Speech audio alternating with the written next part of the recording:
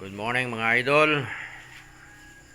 Isa po mapagpalang umaga po sa inyo. Araw po ngayon ng Monday. Today is January 21 mga lods. Dito po tayo ngayon mga idol. Palagi lang po brown out sa amin. Kaya 22 na pala mga idol, no? January 22. So, palagi po brown out sa amin mga lods. Hashtag kapilko po tayo mga idol. At nagluluto po sana tayo ng atin pong hanap buhay. Kaya lang po nag-brown out naman si Haring Kapilko. No? Ang area po namin, area po part of Sitio Tagudtod at Sitio Ilaya. Always lang po nagba-brown out, pero yung aming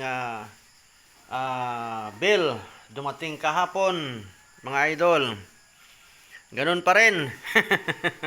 Hindi po bumababa, no? So nagsasyado na tayo dito sa video natin, no, mga idol. Ayan, no. Yan, yung kasama ko, ang akin pong sweetheart darling, ang kanyang ilaw flashlight sa kanyang noo. Mga lods. At siya po ay nagbabalot po ng popcorn. Ayan, no, popcorn mga idol. At ito pong hirap sa atin dito. At ito naman po ang aming dalagingding. Ayan mga lods, nakaupo. Tingnan nyo po yung ilaw niya. Flashlight lang yan mga idol. Nagluluto po kami ng kaldo at saka lumpia mga idol sa kasalukuyan. Pero brown out. Ano ba yan? Kapilko. Ang aming bill hindi naman bumababa pag palagi ka nagba-brown out. Ano ba nangyari? Ha mga lods?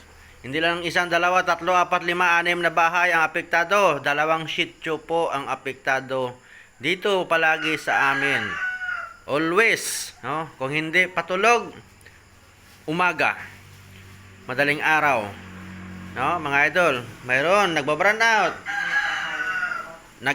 Kumakain nga ng hapunan, biglang mamamatay, nagba-brown out, o kaya tanghaling tapat. Ano ba yan? Sana all na lang brown out para sa lamaha ba, masama-sama mga idol, ano? Pero sana maayos po Kapilko, ha? Kapilko, tuktok.